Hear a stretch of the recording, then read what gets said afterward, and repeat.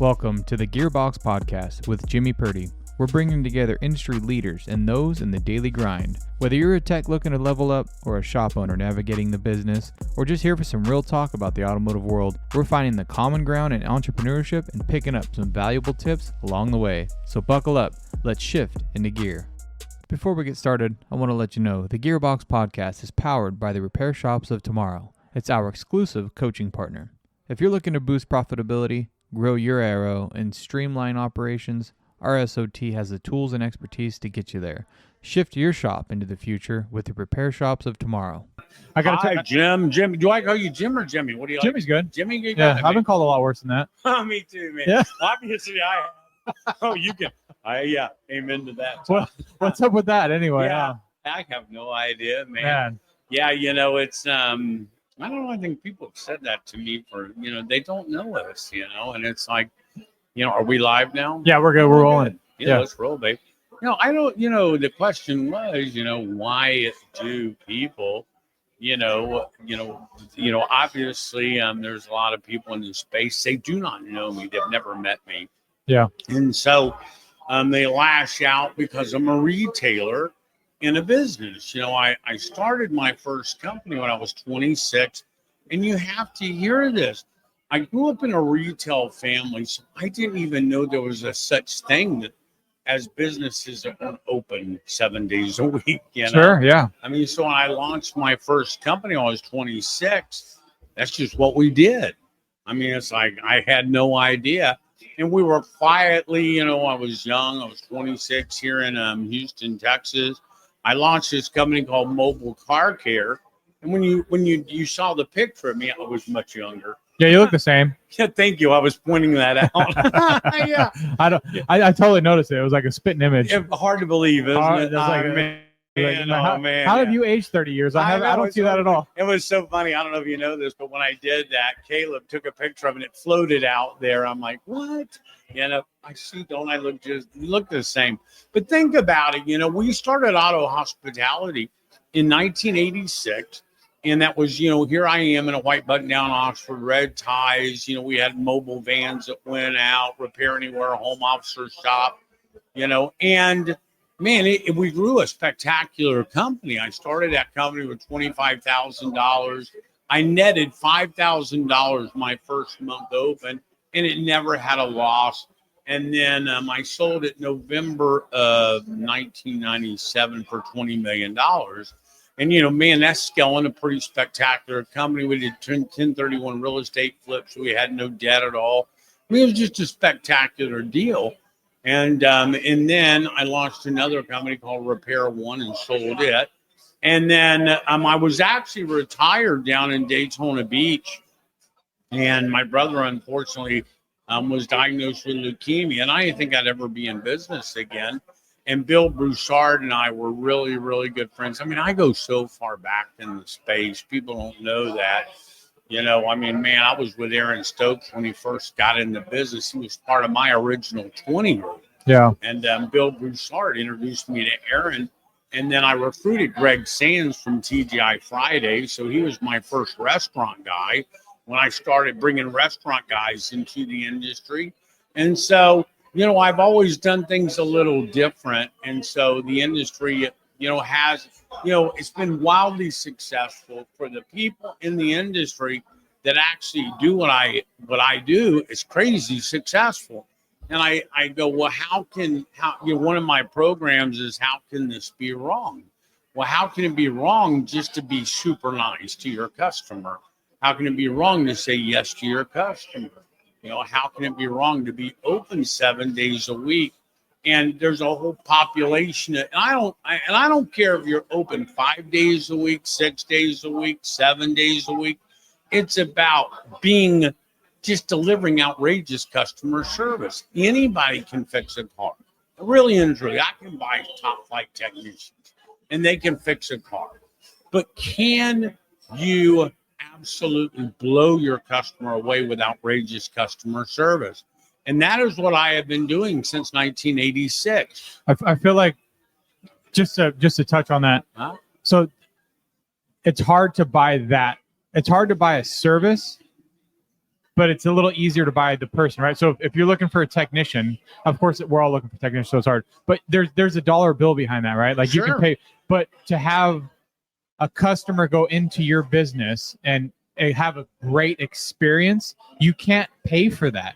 And I think that's the point, right? That's the point. Yeah. See, if I tell you that you just went through an exercise of calling random shops. How did Correct. they do? Right. It's pretty tough. Not the best. Yeah. Not the best. We have to understand that's all I did in 1986.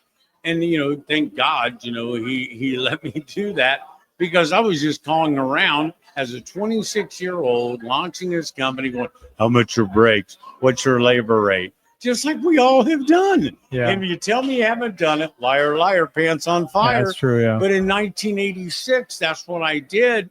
And I would ask, hey, how much is an alignment? Hell, they would damn near put the heads on, tell me about how they did it. Sure. I'm like, wow, I just wanted a price.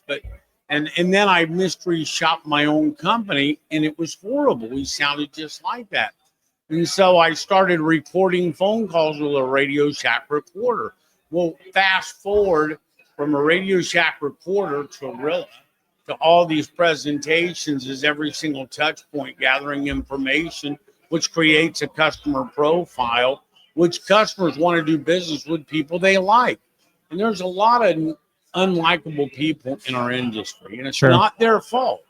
They're beat up. We're all degenerates. We're all degenerates. Well, no. It's the greatest industry in the world. It is. It really is. But it is. But we're, the reason why we're here is because we didn't want to go to law school. We didn't want to go to medical school. Great. Like we didn't want to do those white collar jobs. So here's what's in theory, we have tattoos. We have, we have all that stuff, right? And so in the community's eyes, or right, that's labeled as a certain group of people, right? If you're a mechanic, that's just the label, right? And it's unfortunate. It's unfortunate, but it's true, Oh yeah. So when I graduated from college, I went to work for Goodyear, and my wife, she went to work for her family business, and they went, oh, I didn't know he was a mechanic. Like, well, what the frick's wrong with being a mechanic? What the hell does that mean? What the frick is right? And I was like, well, okay, fine. I cannot fix a car. But man, don't ask me for help. Now, I will tell you, it is the absolute greatest business on the planet. On the planet, unlimited customers. Well, you know what I think is really cool about it is the history. Oh yeah, America is not America without the auto industry. It's not the transportation industry. But when we were talking earlier about full service gas stations, what happened? Right. See, we used to have your great grandparents had their home behind the gas station. They were open 7 days a week, and it was ding, ding, and off they ran to the drive. I can still sing the jingle of, you deserve it, you, whatever it is, the Texaco Star. The man with the star. Yeah, the big round Texaco Star. And, that ding, ding would happen, and I grew up pumping gas at a gas station. And first I was a paper boy, and then I worked at this gas station. And man, it was full service. You'd go out, watch, do the windshield, check the tires, put air in the tires. And then you would look at the tire treads, you look at the shocks, you lift up the hood, check the oil, take the wing nut off, check an air filter, make sure there's no leaks from the valve cover gasket, kind of like an underhood inspection we do now. But that's how they made their living. They would sell tires. If their car was broken, if there was something broken on it, they had a little 2-bay gas station there. And what happened was that went away when they started going, the heck with that. We don't want to work on cars anymore. We're going to put a convenience store in. And then all of a sudden, technicians put working 7 days a week, and then they went to 5 and then 4. Do you think we got lost in the weeds? Way in the weeds, yeah. So especially like as of lately, coaching companies, and I mean, sure, I got kicked out of a coaching company recently, and part of it was trying to manage a shop behind a computer, right? And I don't want to sound a negative connotation or saying you shouldn't be watching your KPIs or that it's a bad thing to do, but I feel like there's a little bit too much too much of that going on in the industry with other coaching companies to really monitor every single KPI. instead of just looking how much money you're bringing in, right? Period. Like at the end of the day, like, It's like what's your gross profit? Right. What's the net off of that, right? Right Like, on, dude. You're right? singing my music. Yeah. so it's difficult. It's difficult because it's the right thing to do. Like if you're a struggling shop owner and you're doing $20,000 or $30,000 a month, you need to start watching your KPIs. You need to start understanding all those numbers because that's all groundwork. And we all started as technicians, or most of us started as technicians. We had no idea what business. We don't know how to file taxes. Right. We don't know how to look at numbers. So I think it's an important skill. So, like I said, I don't want to say that to say like you should ignore that and just listen to this podcast and will run your tell business that you way. something. Accounting is the most important part of your business. Correct. Period. Right. You better. And I have we have an accounting first program and fraud prevention. Fraud is rampant in this industry. When I talk about fraud, I'm talking employee theft, vendors theft. Oh my God, it's crazy how bad it is. And I tell people, if you're not counting your money, someone else is. And if you're an absentee owner, you're getting a lot of money stolen from you. Yeah. You have to be, we call it in the trenches with our wrenches. And man, I am a business guy who does not have an office. I run an $80 million company. Where's my office at, Jimmy? It's in Bay One. You saw it. That was my office right there. I have an office just like that at every one of my units. When I visit a unit, I'm in Bay One, period. I recruit from Bay One.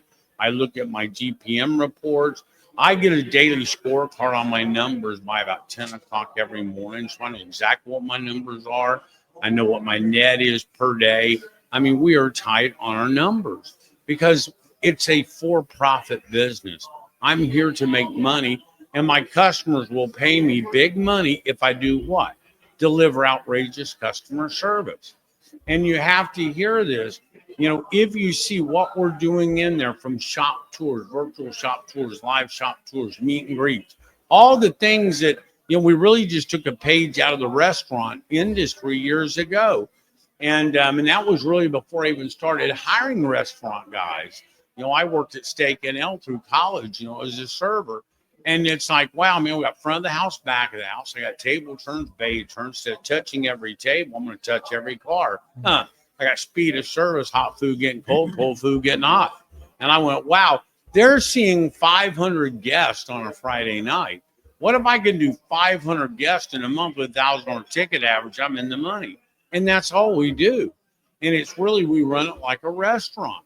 And you have to understand, if you don't have a business model, you really don't have a business. You're just, it's all highly predictable. How you answer the phone matters. How you do a meet and greet matters. How your shop looks matters. If you look at our facilities, they're freaking beautiful. But we buy them from people who absolutely destroyed them. Have you seen some of our before and afters? Yeah. Is that insane? Yeah. So you're looking at, here's a store that really and truly was some guy's dream. He just didn't know how to run a business. And then it gets out of control. If you look at our Sienna store, that before and after is crazy. But man, they have a dental lab upstairs. It smelled like, you get high on the fumes when you walked in there. It was a dump. Half the awning was knocked down because they were renting out U-Hauls. Oh, perfect. Yeah. Oh, yeah. I mean, that's the sign. You're renting U-Hauls, you're going out of money, guys. And so I walk in and I'm looking at this store going, oh my gosh, it's beautiful. And, all I have to do is just pretty it up. Did I pretty it up? Oh, boy, big time. And it took a whole 90 days to transform that store. We transform our stores in about 90 days. And then we ramp them up so quick. That same owner is driving by that store today going, what the frick? I got a national call center upstairs. I got cars wrapped around it. If you see it, you look at all of our stores, we have cars wrapped around our shops because there's a lot of competition in car repair. How much competition do I have in auto hospitality? Yeah, if you are the competition, there is no competition. That's just it. See, I will never forget. My mom would go, "Why do you tell people exactly what you do?" And you know what I would tell her? Yeah, they won't do it. Yeah. I will show them the exact recipe. I mean, I will show you exactly why you answer the phone like this. Now they're not going to do it because it's hard, right? No. Not doing it is so freaking hard. It is. No, what well, the you know the industry difference. does, You what know the that industry you know the does. difference. You've seen Yeah. the difference. But for those that are like that haven't implemented it, that don't see Yeah. this, Mhm. right? They're gonna keep doing the same thing every day because that's easy. And that's Change is great. hard. And here's what happens. That's what your life looks like. Right. If you're happy with it, have at it. Right. I don't know a lot of people that are happy with that. Yeah. Do you understand? They have a very low close ratio. They're kitchen sinking customers, about a 50% or lower close ratio. Hell, I will close 95% of my deals. Why? Well, you see why. Man, that customer calls, I answer the phone like it's your mother. Hi, Mom. Absolutely. Is now a good time for you to bring the vehicle in? Man, if you'd like, I'll come pick it up. Because every single phone call is worth $1,000. When you were doing that exercise, did those people answer the phone know that that's someone's mother? Did they know that's $1,000? Well, I would say with my mom, and she's probably listening right now. Good. I love you, Mom. Hey, But she knows she calls me a little bit too much for her car. She got a couple older cars, so That's all I got to right. put her on the back burner every once in a while. Yeah, It's like, sorry, Mom. no, and then she's Mike, like, I'll pay. I'm like, no, Mom, you're not paying. Like, Yeah. so. But anyway, like, I got to take care of my mom. I can appreciate the sentiment. I get where and you're that's going. how I with it. look at my customer. It's someone's mother, someone's brother, someone's aunt, someone's uncle. And man, I look at my customers like they're family. And so I know where they're coming from. Yeah. And my industry doesn't understand this. Where do you get a new customer from? They fired their last shop. Right. And now they have fired every single shop they've ever been in before they come into your shop. Yeah. So when a new customer walks in, that's the trauma they're in. And I always give a little test. And I go, what's harder to sell, the isolate or the additional concern? And everybody goes, well, the isolate. And I go, oh, no, you're so wrong. So I want you to, Jimmy, do you have any key tosser customers? Oh, sure. Yeah. Why do they key toss to you? Because they trust you. Yeah. Because you built a relationship with them. But you had to sell that first job. Oh, yeah. See, once you've sold that first job, second, third, lifetime customers, they'll become key tossers. Right. Wow, but that first job, man, see, when that customer has fired every single shop they've ever been in since they started driving until they come to you. Right. And if you recognize that when that phone rings and you go, wow, is this your first time in? Great. Well, I'm going to go ahead and set you up an appointment. It's now a good time to bring in. I'm going to send you out a shop tour. When will you be here? Next 10 or 15 minutes? And dude, that customer is going to come in. Am I going to do a strong meet and greet? Sure I am. Take pictures of the state inspection sticker. I'm going to take pictures of their oil change sticker, their mileage. I just booked 2 pre-books, oil change state inspection for future repairs. They haven't even walked in my store. I have AI analyzing my Carfax report before they ever even walk in my store. I do a strong meet and greet. I give them a live shop tour, introducing to my technicians. Is that job sold, Jimmy? Oh, yeah. See, it's sold. And you have to understand. Yeah. It's like going into Morton Steakhouse and you go, wow, well, that's because you have these big, beautiful stores. No, Charlie's got a 2-bay 4-lift store. Right. That when I met him, he was doing $20,000 a month. That store will do $400,000 this month, about 408. His other store will do 600, so that's $1 million. He's going to net 250,000. That's a guy who has started out as a technician. He is now a master tech to millionaire, and that's a fact. Yeah. He is huge. And man, you look at that and you go, but he had to learn. It's like when I tell people, okay, I'm really good at business. That's what I was trained on. And if a technician is trained as a technician, I can never do that. So if I go and I buy a toolbox, I will never be a technician. And that's a fact. Now, can a technician become a superstar business person? Absolutely. Well, it all But there's no boils short- down to is there's- confidence. Man, no education. A little bit See, of education. No, you got to know business, man. See, Yeah. You can't fake it till you make it. When I'm sitting here putting a private equity deal together, do you think I can fake that? It's like trying to fake the language of Spanish. I'm not fluent in Spanish. Yeah. So Yeah. I can't fake it. I can't go, oh, I'm fluent. Como está? It's like, dude, you're not fluent. You have to be fluent in business. Yeah. And that's what I do with guys is I teach technicians business, serious business. Charlie will tell you I taught him business. Perry Adams will tell you, I taught them big business. I taught now guys like Greg Sands. I didn't have to teach him business. I taught him our business, just auto hospitality Sure. in the automotive space. Mike Daniels, man, I taught him auto hospitality.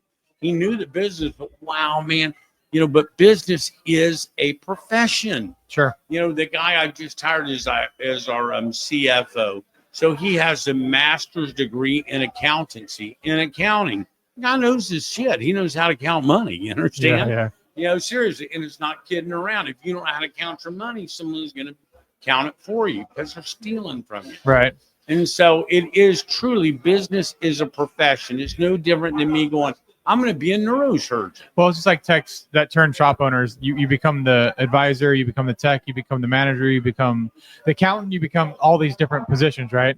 But I guess my point was the confidence is you got to have the confidence to put these systems into place and know they're going to work. And I think the thought of I'm going to pre-book all these appointments, but what if they don't come in? But what if? There's a lot of lack of confidence. And I think because they have such a low close ratio. Right, because they're a tech turned shop owner and they're getting punched in the nose every time.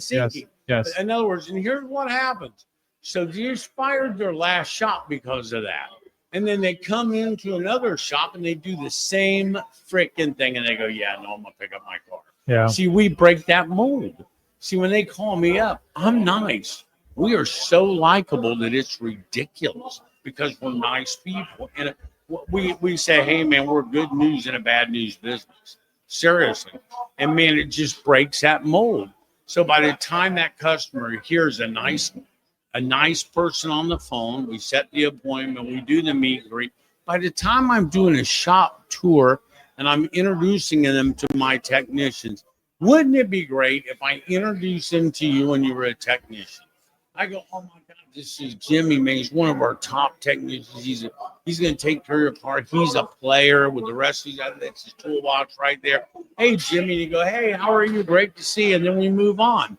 Did I just sell that job? Oh, yeah. Yeah, see, and that's just it. Well, you sold the relationship. You didn't sell the job. I never sell a job. Anybody can fix brakes. Do you understand that? Right. And you can go, well, not anybody can fix them as good as I can. Sure, Shut that frick up, dude. Man. Like you've never made a mistake in your whole life. Yeah, man. I got technicians that we pay them a lot of money. They can fix brakes.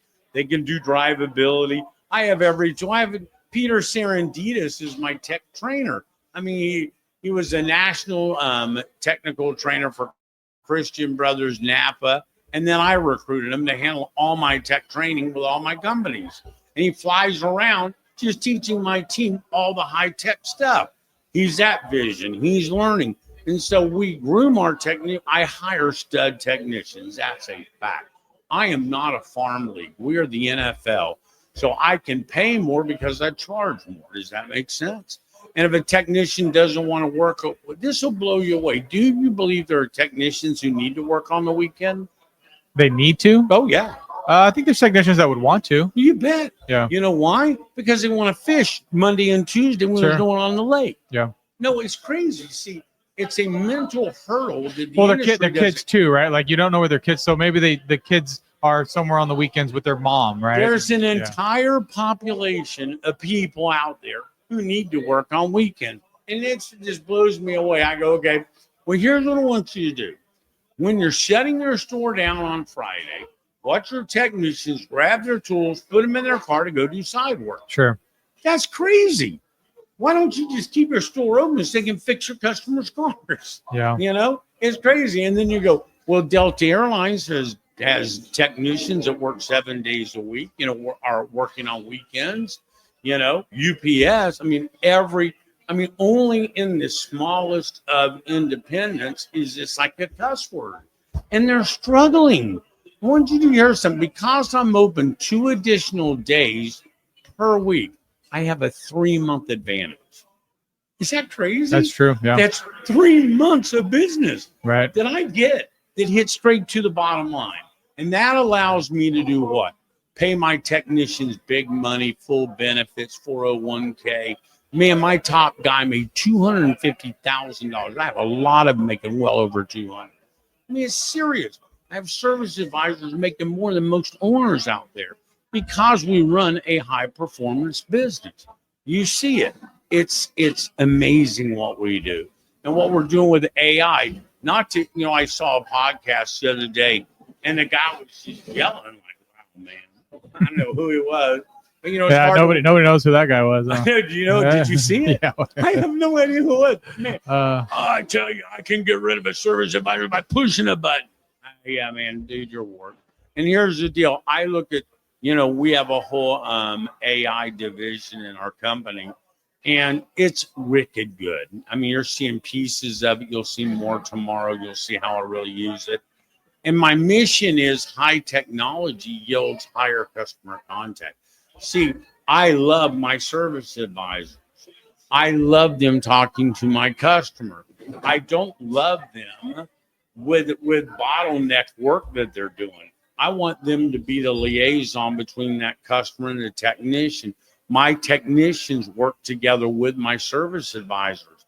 I have an industry that it's like technician against service advisor. Yeah. Whoa, stop it, you guys. You got to hear something. I can have the greatest technician with a horrible service advisor, and it sucks.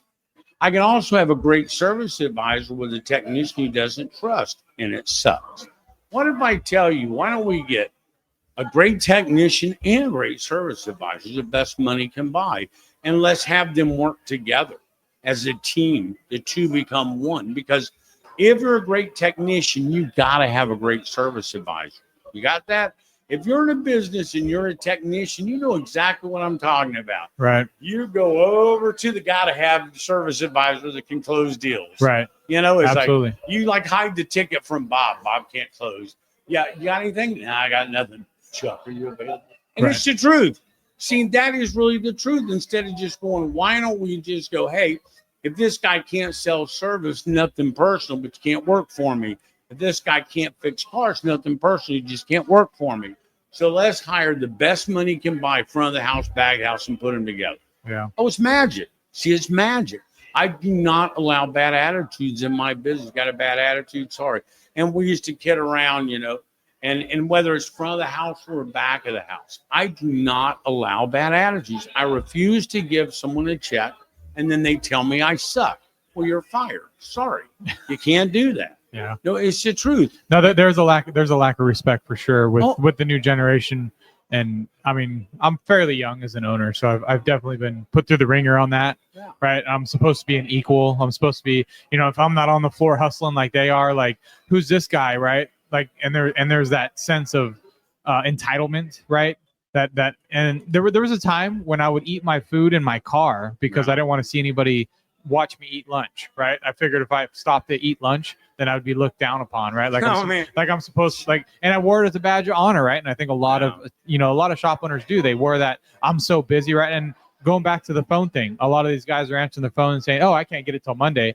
And they say it with pride. They're proud of it. Oh, no, hey, man, I'm so busy. I can't get you till next Friday. And they think a customer's going to go, oh, my God, they You're the must be best. so good. Yeah. That I'm going to wait for 2 weeks to get in. You're Correct. freaking smoking pot, dude. Yeah. They're going to go to the guy who can see them. Right. And it's a fact. Just like, and here's what I tell The badge people, of honor look, they got. there's so many.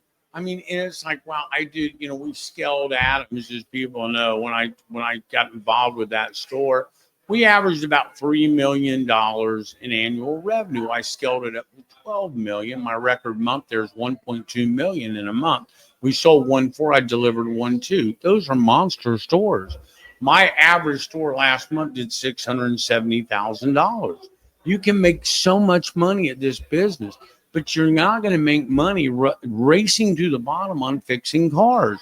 You have to have. We are the Mortons of car repair. Anybody can be the Denny's. I'm not the Denny's.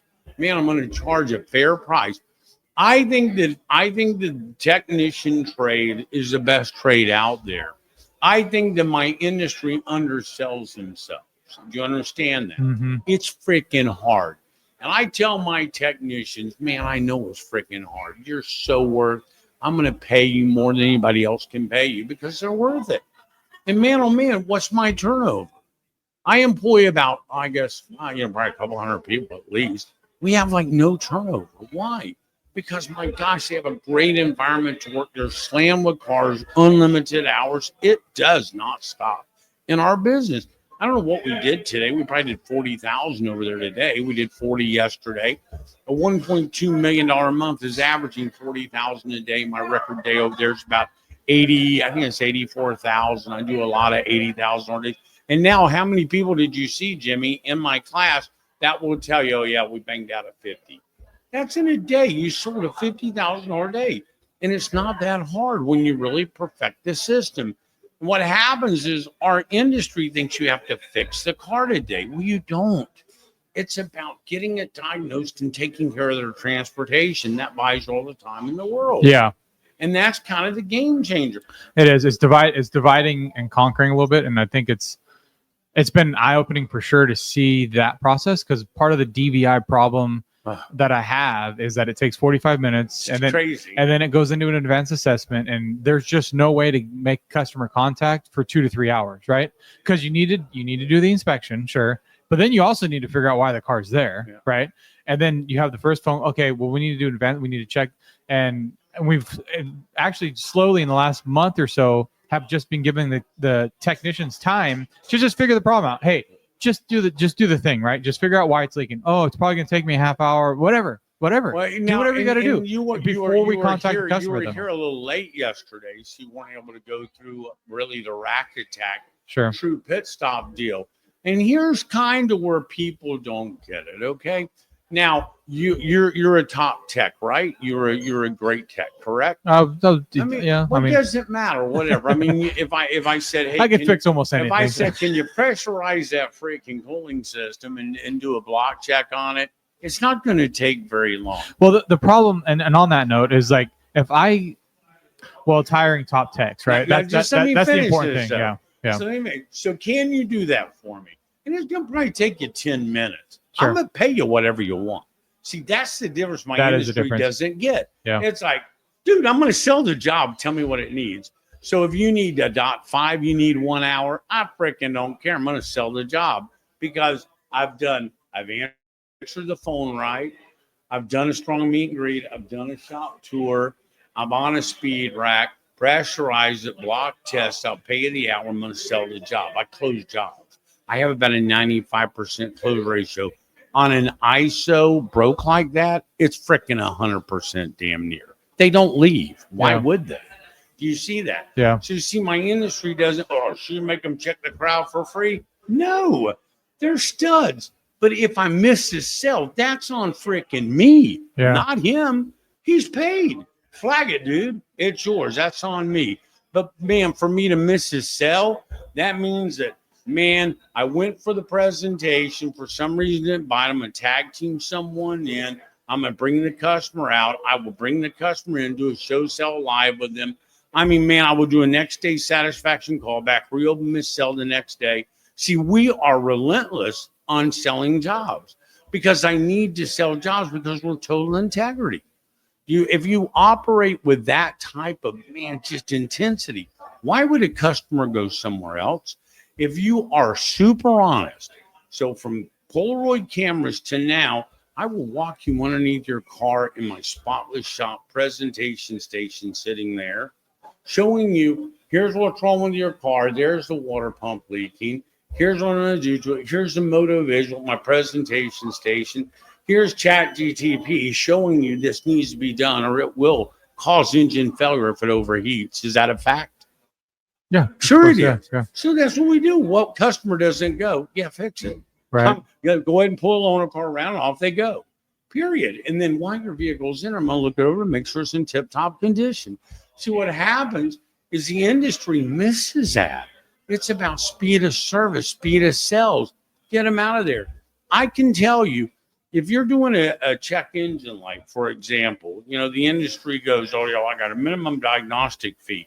And they throw it out there like, don't you know who I am?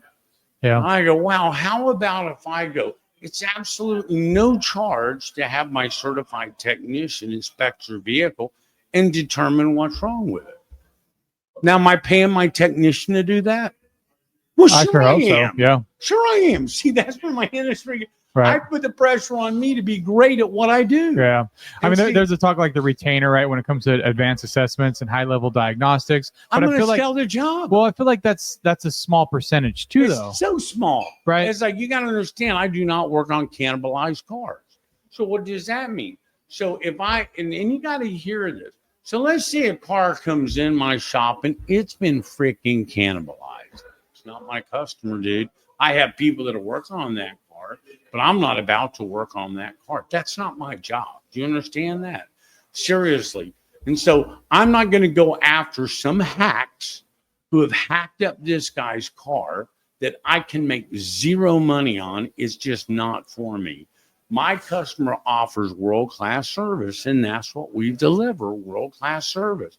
But man, if it's a car that's been hacked, I don't put used motors in a car. It's new or nothing, period. It won't happen. I will never put a used motor in a car. What a disaster. So the reason a motor goes bad is because it wasn't maintained. Now I'm going to put a junkyard motor in a car. That's crazyville.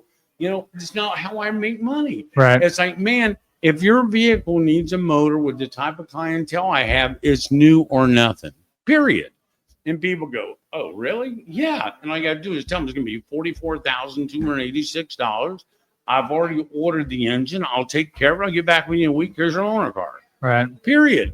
And see who can put junkyard motors in. Do they ever go good? What's your recheck ratio on them?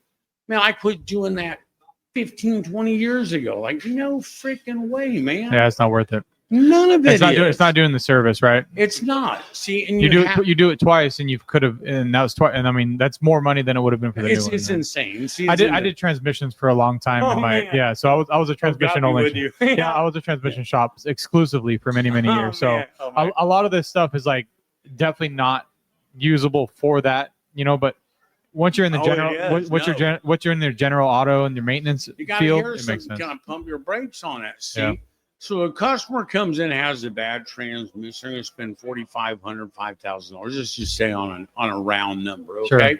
So with that's going, wow, he's investing in the car. Well, wouldn't it be to his advantage for me to look it over and make sure the rest of the vehicle's Absolutely. in tip top? Yeah. Well, I have tons of transmission shops that have doubled, tripled, $500,000 a month because now they're PMI in the car. It's exactly where we It's came like from. insane. I used to have vehicles leave after a transmission and say, "Hey, it's making a noise." I'm like, "Oh yeah, your brakes are grinding." Well, Like, that's why crazy. didn't you tell me that? Yeah, Like, right. what? It's like, what is wrong with my space? Yeah. But, and see, So I learned very quickly to do DVI there you years go. Yeah, ago it's like, because wow, of that. man, Yeah. but so many shops don't. And the whole DVI deal. Well, who told you? Number one, what do technicians like to do? They Oh, like to they fix cars. Yeah. That's it. Yeah. What if I told you I spoon feed them massive hours of doing what they want to do, fix cars? Yeah. DVIs are insane. So I have a technician, 45 minutes going, this is good, this is good. How about if you just tell me what's freaking bad? Yeah. See, that's it. How fast can you tell me what's bad on a car? It's pretty quick. The rest of it's good. I'll handle that in my presentation, my videos. See, I can do all this so fast that it's ridiculous. So I figure, what happened is, and I look at it like a pit crew, and that's really what the speed rack's all about. A car comes into my shop. I can do an underhood, mid-rise, four on the floor, inspect your brakes, do a whole inspection of the car to determine what's good, what's bad in 15 minutes, wheels on, selling the job of an ISO. I do it all day long. Well, if you do 4 cars an hour, that's $1,000 ticket average, 4,000 per hour, 10-hour days, 40,000. Boom, pretty simple. It's just math. And we've perfected that at all kinds of shops. People in that room, JJ in that room, his record day now is $50,000. So here's a guy I met at ASTA. He's now a partner of Houston Boston Partnership. The guy now runs great margins, high performance shop. He went from about 175. He hasn't broken 500 yet, but he's real close. But he nets about 100, 120 a month. And see, our job is to make money. See, I'm not a non-for-profit organization, but I want you to hear something. The industry will go, wow, man, how can you charge that much? Well, how can I not charge my prices? They're very fair for the quality of service. I'm open 7 days a week. I have stud technician, I have a loaner car, 3-year, 36,000 nationwide warranty. I hand wash every car. I give you a loaner car. Man, it's crazy service. So how can I compete with some guy down the street who's not doing any of that? He's open 4 days a week because it's for his convenience, or 5 days a week. They're closed on the weekends. They don't have loaner cars. Well, let me tell you something. Do you think my customer will pay me $250 an hour? Will they pay me $300? Sure, they will. They will not pay me $350 an hour because I found the customer's threshold of pain and gave them a soft landing at between $250 and $299 for all my services. Am I packed? Every shop is packed. See, I can't. And what happens is our industry is comparing themselves to an industry that's like, that's crazy. How can I afford to have a technician who wants to buy a house, who wants to have 2-3 kids, put them through private school? They have to make big money. Yeah. And I have to, my customers prepared to pay that. And people go, well, we'll work in my industry. You know, I was with Tommy Mello, A1 Garage Door. We flew out and had dinner with him recently. And you know what he said? Man, he scaled his company now. They're doing 200-300 million. We're at 80 million. I have about 100 million in that I can turn to. So I'll get to I will probably be a $200 million company in the next, I would say, 24 months, something like that. That's serious money. And you know what he said? Just like everybody says we'll work in my market. Sure, great customer service will not work in your market. Yeah, I can't fix that level of ignorance. Yeah, that's true. I know. Yeah. It's like, oh, wow. So being nice, shooting pictures, videos, chat GTP, letting them walk in your shop, having a clean shop will not work in your market. Yeah, you're right. Have at it, dude. Well, it's the whole package too, right? Like tomorrow, like you can't go tomorrow and start washing every car, right? No. Like you can't just take that and say, oh, I'm going to start hand washing cars every day. And then all of a sudden it's going to change the amount of service that you're offering your clients, right? Full package, man. Yeah. It's how you answer the phone, how you do the meet and greet, how you do a show sell presentation. You know, really, it is. And tomorrow you will see total fire. You'll see speed of service, how we do it. It's so quick. Our business is so predictable. And that's the thing that we figured out early on. There's no decision fatigue. I can predict my day. Yeah. Period.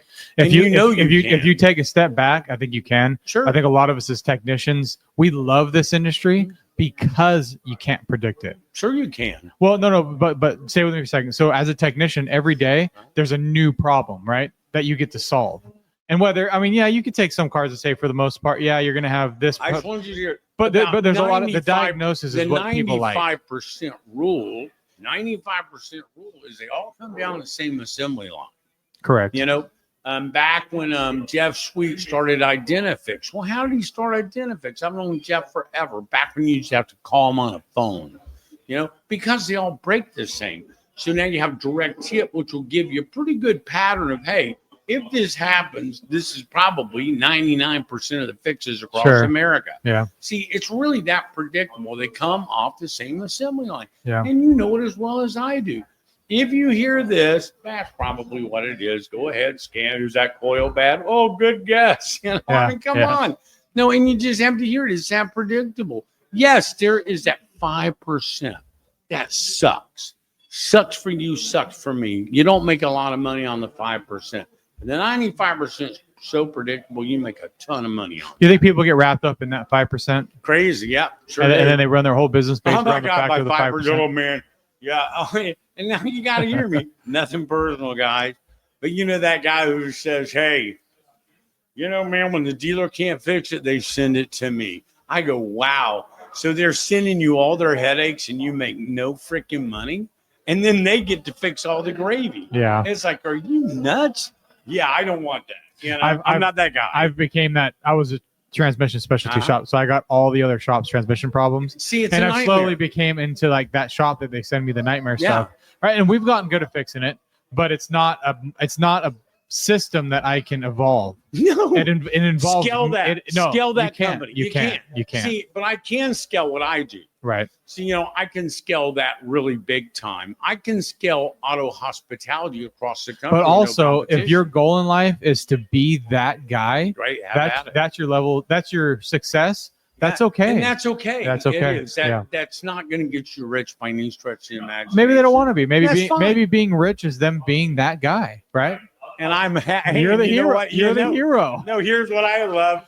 I love that guy. Yes. Hey, Jim, can you take care of this for me? Send it down. Send it Boom, down. gone. I Yeah. got nothing to do Hey, man, this weekend. My buddy Jimmy, he is a stud at this. Yeah. Now I'm going to go ahead and we call it punt. You know, Yeah. I'm going to go ahead and send this down to Jimmy because he's a stud. And he doesn't. And And he loves working. He loves working man. for free. Yeah, yeah, exactly. That's what I was telling He doesn't someone. have a I'm family or like, man, nothing the that he guy wants to go goes, home the guy to. goes, yeah, man, I fixed it. I found this wire that was broken. Took me 20 hours. Great, man. So let me see, $250 an hour, 20 hours. Oh no, I can't charge him that. I go, what are you doing? Then what are you What are doing? you doing? You know, like, wow. You know, what are you doing? Yeah. I love working for free. Yeah, woo, I'm not for Yeah. profit. And no, and that's what I tell people, you know, hey, and that's have at it, you know. I'm not that guy. You know, I put my, you know, and really, I care about world-class service, you know, seriously. Now, I tell people, you know, it's, you know, look, you can go to Denny's and you can get a frickin' steak. And then you can go to Outback and you can get a steak. And then you can go to Morton's and you can get a steak. And then you can go even higher in and get Wagyu. The size is soggy. It's a freaking cow, dude. Yeah. It's how you package that cow. Sure. And I package my cow with world-class service. And man, you know, and man, we fix cars. Trust me, man, I really fix cars, you know. You don't scale a massive company without fixing cars. Sure. Yeah. We've been at Perry's been in business 45 years. I launched my first company. I was in 1986. I'm now 65, still crushing it out here because of world-class service. I fix cars.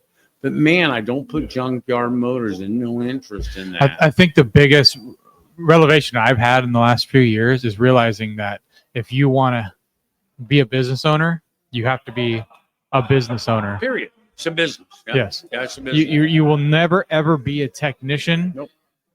be a business owner. And The it's just like minute- you said, no. it's one or the other. It is. You got to hear something. The minute you decide to open up a business, you're no longer a technician. You're Right. now a CEO. Or a of service company. advisor or wherever you started Man, oh, in the man. business. Yeah, Yeah. no matter. Well, I normally Just like in the tech- restaurant, when the waiters decide to buy the restaurant, like yeah. you're no longer going to be a Oh, waiter no, or no, waitress, no, right? no, You're not going to be the head chef anymore. That's a tough gig. But it's the same making the transformation from a technician to a CEO. A lot of them don't make the transition. Oh man, it's really hard. And I will tell you, there's a lot. Well, you have to be taught. Yes. Now, I teach people. That's what we do. See, there's a lot of people out there who don't understand business. Teaching people fake business is what I call it. What's my KPIs, huh? Gross revenue, gross profit, net operating income, car count, ticket average. Got that? I need to increase market share. Pretty simple. All the rest of it's a bunch of junk. Yeah. Oh, your problem is your bay efficiency. Well, that's someone telling Your you. ELR is low. Oh, yeah. That's someone telling you, I have no idea what I'm doing. I've never ran a shop. Because if you look at how I do my bay efficiency, so a car comes in my shop, if you under hood mid-rise, I shoot all my videos. I have a button I push. All the videos are set, ready to go. And now I'm going to pick exactly what they came in for. They came in for brakes. That's all I'm interested in talking about. I am going to close the brakes. If they don't buy my additionals, I fix their freaking car. Does that make sense? Versus the industry car comes in for brakes. Well, you got to look at 100% of the car. You have to tell them 100% what the frick is wrong with you people. It doesn't work that way. They're coming in to get their brakes looked at. I have a problem with my brakes. Wouldn't it be to your advantage to focus on the brakes? Absolutely. I'm going to sell the brakes, and then I'm going to tell them, and while I'm taking care of your brakes, I'm going to look over the rest of your car to make sure it's in tip-top condition. It's Right. so easy.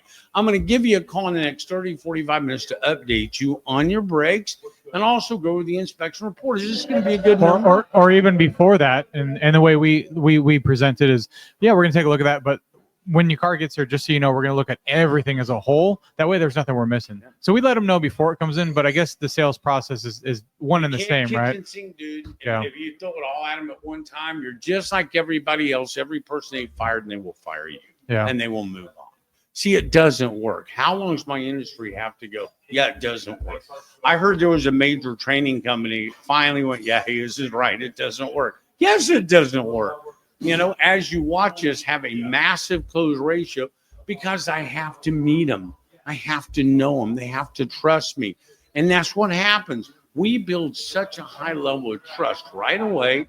I fixed what they came in for. I get permission to look at the rest of the vehicle. And then I talk to them about it after they bought from me. Right. Do you understand? If they'll buy a little from you, they'll buy a lot. The industry goes, the hell with it. Man, I can only call them one time to throw it all out. How's that work for you? How's it work for you, huh? They go, hey, I know I'm yeah. No, I think I'm going to get a new car. They're not getting a new car. Well, even worse than that, they just send them the report. Yeah, I love that. Yeah. Well, that's that guy who says, man, I can just push a button. Dude, shut up. Man, do you want to get a button to tell you I'm going to kitchen sink you with a button? And then I love the industry says, then we're going to do callbacks. No, they're not. They just got punched in the nose, and now you want them to call that customer and go, hey, were you happy with their services? Yeah. He's not going to be happy. Did you do that callback? Sure, I did, Bob. Yeah, yeah. And see, you just have to revisit how this works. And that's what I did. You have to understand, when I was learning this business, there was a guy in Austin, Texas. His name was Jim Pearson, the Pearson Condition Check, okay? He was a freaking trifold dude. He goes, boy, when that car comes in here, you check it all out. And, man, I did it just like you taught me. And, man, I pitched it. And then, bam, I got my nose broken. I went, damn, that kind of hurt, I just brought my car in for brakes. You're just like the rest of them. Maybe I'm doing something wrong. So I tried it again. Bam. Knocked me right in the nose. And I go, man, screw this crap. No, I love you, Jim. I'm going to look at the car. And that's really what happened. I said, I'm going to look at the car, but I'm only going to sell what they brought it in for. And I'm going to ask permission to look over the rest of the vehicle. And I'm going to rely on my sales ability to get that done. And did it work? Oh, yeah. It worked big time. Well, and I also like the fact that you've already done the inspection. Yeah. But it also, you have to have the confidence it's going to happen. But that's one of the things where it feels like you're doing something without the customer's permission, in a sense, right? And I think that kind of rubs some people kind of in the wrong way, because you come in, you're doing the thing, the inspection's already done, but you're not going to tell them about it until you start the repairs. Well, but it's a smart play. Oh my God! But it also breeds a little bit of that, like, oh, you've already inspected it. No, you gotta hear something. Yeah. When a car comes in to inspect brakes, do you lift the hood? Well, sure, you better. Yeah, you got to check check the brake master fluid. cylinder, brake fluid, Yeah. brake lines. And so while I'm under it, I'm gonna look it over real quick. Where do you draw the line? Period. I draw the line at what did they allow me to look at? They Right. want me to check their brakes just because I'm doing a quick inspection, and I can go, ooh, that valve cover is bad. I'm gonna talk to them, ooh, right on the exhaust. Yeah, I'm never gonna let an unsafe car leave. And if they do not buy the brakes, I will tell them about it. Hey, man, when we're looking, but you gotta understand, I have such a high close ratio. None of that matters. Right. See, I'm going to close that job. And if you saw all the steps I do before I even talk to the customer, and you will see it tomorrow. You're still to first day, second day, you'll go, oh my gosh. Seriously. I do understand the process. I guess a lot of this is back-ended questions for the listeners to like kind of get their heads wrapped around a little bit. Because with just hearing it written on paper, it's one of those things where, especially for me, because I'm not like a business guru by any means. So I'm always trying to make sure that our butt is covered, that we're always by the book. The industry said, well, Yes. what book are you reading? You're Yes. reading the Crazyville. Yeah. It's Crazyville book. You're reading a Crazyville book written by Crazyville people who do not know how to run a company. I'm sorry. Yeah. When you look at what we have done back from 86 to right now, well, you guys can keep reading Crazyville books from Crazyville people, or you can go, what the frick is this guy doing? Well, it goes back to the labor rate too. So, like, what's the inflation rate of a hamburger at McDonald's since 1980? Who freaking cares? Well, if we kept pace with the inflation of a cheeseburger at McDonald's until now, our labor rate should be like $400 and something an hour. Let me tell you, Jimmy, You know what I mean? So all of our processes need to evolve as well. It's so freaking easy to figure out your labor rate. How much money do you want to make? See, that's it. See, I don't care what my competitor is charging. Sure. It's not my business. I don't care if you're charging $10 an hour. I don't care if you're charging $99 an hour. I have to charge this much money to net this, to give my family, my people, my team the quality of life they need. Think about it. What matters more to me is that my technicians have 401ks. What matters to me is that they have full insurance right. What matters to me is they have a toolbox program. What matters to me is they have paid vacations. That they're taken care of. 100%. 100%, yeah. Now, how can I do that? They got the golden handcuffs. And they do. And they're not going anywhere. But they're not going anywhere. And Right. then you want to understand early to bed, early to rise, work like I can advertise when the phone rings, you say, yes, got cars. And again, see, the problem in my industry is they think you have to fix the car. You don't. You have to fix their car transportation issue. Yeah. Oh, big point there. Whoa, what do you mean? That means if a car comes in, I am not about to fix it today. I'm going to diagnose it right away. I mean, God, that's pretty easy. I'm going to give them a loaner car, go away. And then I'm going to move around my bases. All the parts come in. Well, you're gonna stop the bleeding. Oh, Right. Well, I mean, diagnose it. It's a pretty strong word to use, but in that sense. But well, no, but what you're again, stopping the bleeding how and then many- moving how many forward. Cars. Now, everybody has to hear this. Yeah. We all run the same business. Right. Okay. So how many cars do you have coming into your shop that are like crazy ass diagnostics? It's like a small Probably more than I percentage. should, but it It's is a on very the grand small scheme, yeah, percentage. it's small, I mean, yeah. unless you got a really horrible credit customer base. Yeah, man, I got- my customer, we have full cars. Yeah, I got terrible other shops Yeah. around me that Yeah, send me it's their like- bullshit. yeah. It's like, wow, man, guys, I run into a problem like that's tough. It's every now and then. I built a business model that captures 95% of my customer. And so, man, if you're trying to make money on that 5%, you will never make money. Yeah. And it's so hard. And you're letting 95% of your customers walk out of your door because you're doing that 5%. I Sure. built a business model that absolutely takes care of 95% of the customers. That 5% that sucks, it's hard. Yeah, I fix those also. But man, I'm really, really Well, good at that. and how 95. easy is it, even if the 95 comes in and it ends up being a 5, to just say, hey, you know what? We took a look at it. We're going to need a little extra time. No. We'll call you tomorrow with an See, answer. the industry doesn't get it. As long as you're nice, they will pay you anything Right. because they know what's out there. But you're not given an absolute answer every time. You just say, Because well, the again, answer that is maybe I need 5%, tomorrow. Yeah. that 5%. Right. Oh my gosh, I charge for it. Yeah. No, I mean, man, it's like, again, you have to hear something. The industry's so afraid to charge what they're worth. I tell them exactly what to do. I am the surgeon. And now, when I was diagnosed with cancer, I was diagnosed with cancer a year ago. Do you think I went, well, let's just kind of talk about this? I'm like, well, what the frick do I need to do? Yeah. And he told me exactly what to do. If you do this, Mr. Hayes, it's going to suck, but you're going to live. I did it. And it sucked, but I lived. See, we're the professionals. All they want you to do is give them exact direction. That's it. Yeah. It's in the industry's head about money. Well, and it's okay to be wrong. Right. Sure it is. Yeah. Oh my God. That's all those phone calls I listened to, and they were so apprehensive of getting the car in. It's because they were so afraid of being wrong or not being able to finish the job. But how many times does that thought go in your head? But then you actually get the car fixed, Yeah. right? Well, Like think before about it. schedule. A customer calls up and says, how much are brakes? How should you respond to that?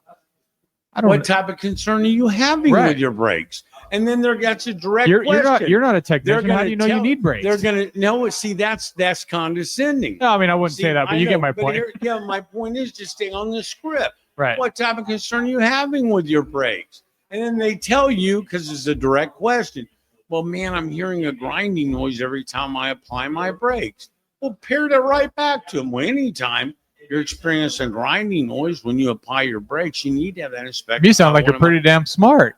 You probably do need brakes. No, you got to understand. No, really, if you stick Right. to the script, you will get so freaking rich. because everybody in the industry does it the exact same wrong way. Right. They have 2 plus Just 2. the way I was saying. They have 2 plus 2 equals 5 down pat. And it's like, oh my gosh, really? Did you really say that? Just get the I mean, car. no, Just think get the about it. car in the No, bay. and you'll hear it, as you hear all these calls, man, as we do.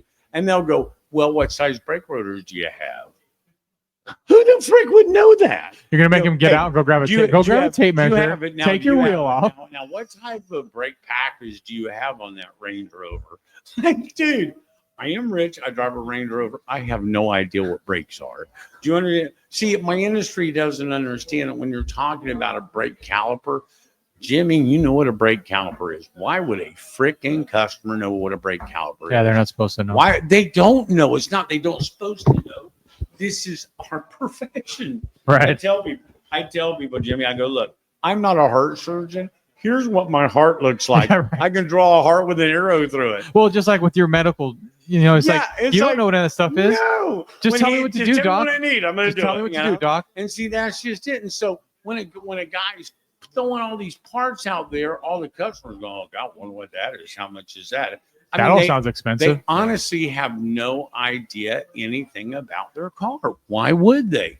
If they knew anything about the car, you know what we call them? A bad- do it yourself. A bad customer. No, they do it themselves. Yeah. They don't call you up and go, Right. hey, man, I'm hearing a grinding noise, And then you start talking. I think parts. we all market to our peers a little bit, or I do anyway. And I find that I myself doing that where I do ads and stuff like that. Like I find myself talking like I'm talking to a peer. Yeah, no, right? Nope. You're And- talking to a customer who knows nothing about their Yeah, car. and that's the one thing Yep. I personally need to work on. Right? All they want to know is that you have great service and you're honest. Yes. You understand that? Yeah. That's it. They want to take their car to a clean shop.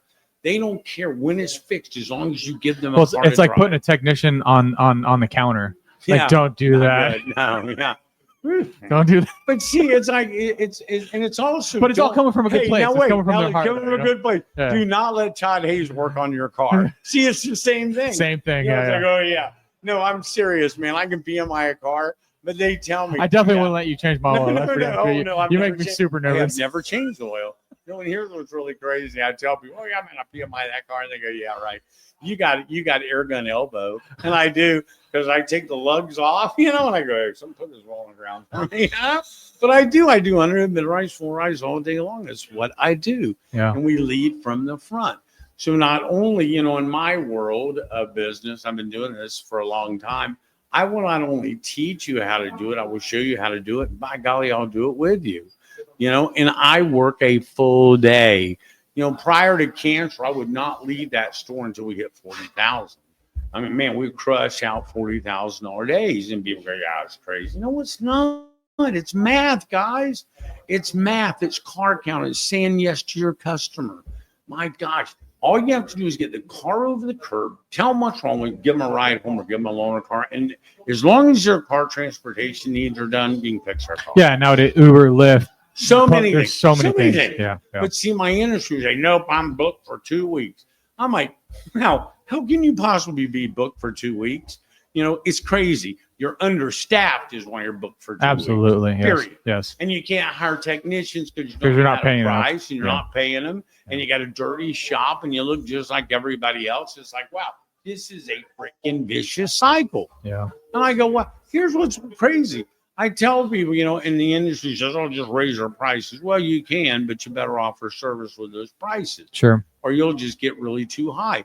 My prices are so fair. Did you meet Glenn Piccolo? Is he a freaking stud? Yeah. He's awesome. Yeah. He is freaking awesome. Is he worth $250, $300 an hour to talk to? Yeah. And you have access to him 7 days a week, 365 days a year, on call 24/7. You understand? That guy is on call 24/7, has no problem. And people go, well, that's just freaking crazy. Well, how many calls do you think he gets through the course of a year? It's like when we talk about being the Nordstroms of car repair. Well, that customer's trying to take advantage of me. Are you freaking kidding me?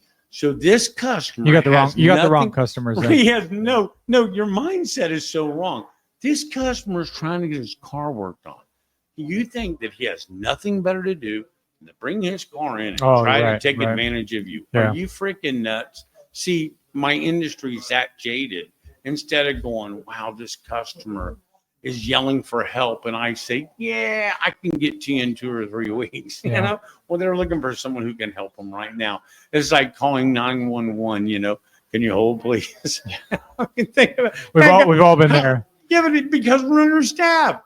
You have to staff for success. Yeah. And man, the more staff you have, the Well, higher your you've been in numbers an urgent care room, right? There's Oh, like people sure. with 2x4s sticking out of their forehead waiting in Yeah, line. So yeah. so it happens. Yeah, Like you're yeah. gonna have people like, sorry, we are, but at least they're in your waiting room. Yeah, man, right? but I can stay out of that waiting room pretty quick. I'm gonna find a guy, you know, we call Right, him, right, find right. a guy to have get it so get But home. as long as they're there, Yeah, that's yeah. the important You thing. got to get them over the curb. Got to get them Let there. me tell you, Yeah. man, I've never been a banker yet who said, hey, man, this guy's booked for an appointment in 2 weeks.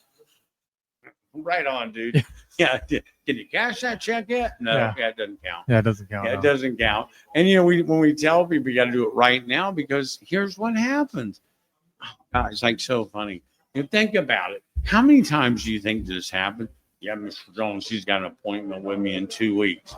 And so he's sitting at work and he goes, yeah, I'm taking my car over to Bob's. Oh, what's wrong with you? You need to go take it to my guy. Oh, And then yeah. it's done. Yes. See, it's like we're right now kind of people. It's now a good time to bring your vehicle in. Yes. $1,000, phone rings, $1,000, phone. People paychecks on the people are line. problem fixers, right? So if they have a coworker or a friend that's having to wait, they want to fix that problem. Yeah. Hey, I got a guy. I bet he can get you in Oh, there sooner. you go, right now. And it's like that done. You just lost that sale. Yes. So it's like right now, man. You know, and people are scared of their cars. Why are they? See, my industry doesn't get it. They're scared to death of their cars. Yeah. They don't know how to work on cars. That means they know how to stick the key in the ignition. They struggle. How many? And the longer they wait, the more expensive it's No, going to and you get. got to hear them. Then they put gas in the car. Half of them forget to take the deal out. Oh, the my other God. half doesn't lock the tank down. Yeah, The check sure. engine light comes on. Now they're in panic mode. Seriously. Yeah. And then on the way home, like in Houston, Texas, the fourth largest city in the U.S. Okay. Well, what do they tell you? They don't tell you that 2.6 million people made it home safely. They tell you, yeah, there was a single car pileup. He's freaking dead. And see, they're Yeah. scared to death of their car. Yeah. 2-car pileup, 2 people were dead, flipped over, killed. They get in their car and they're scared to death. So when they're calling you, they are scared to death.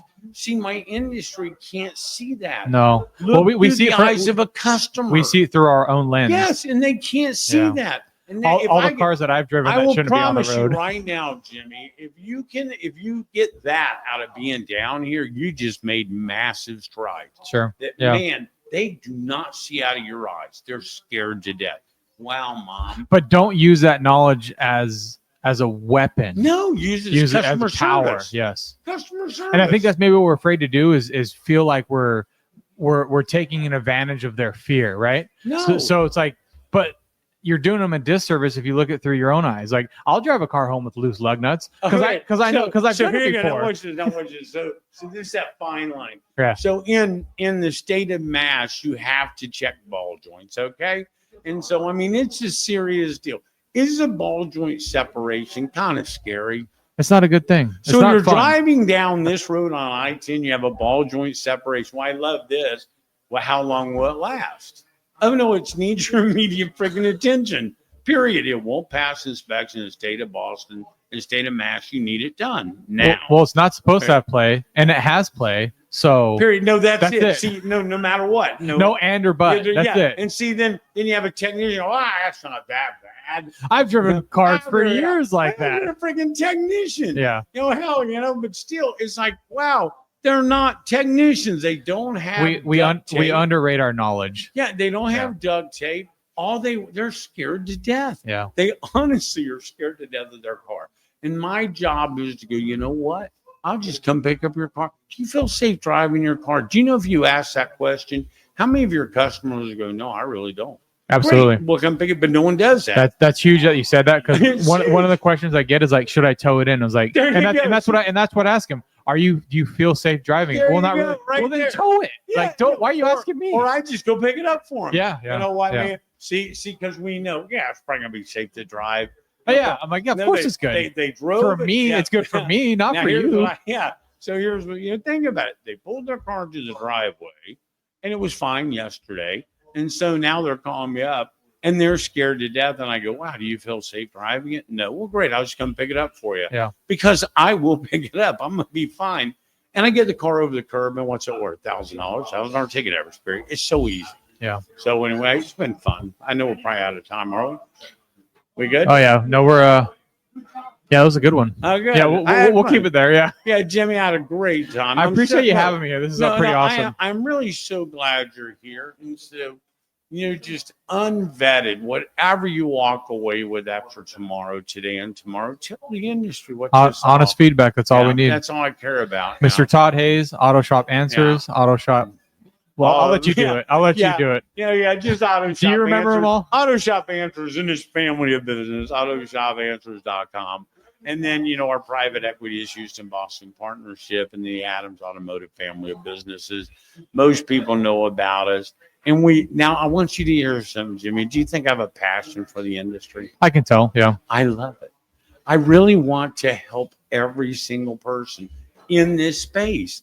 Their life can be spectacular. If you talk to Charlie, I hope you get to talk to Charlie. He's such a great guy.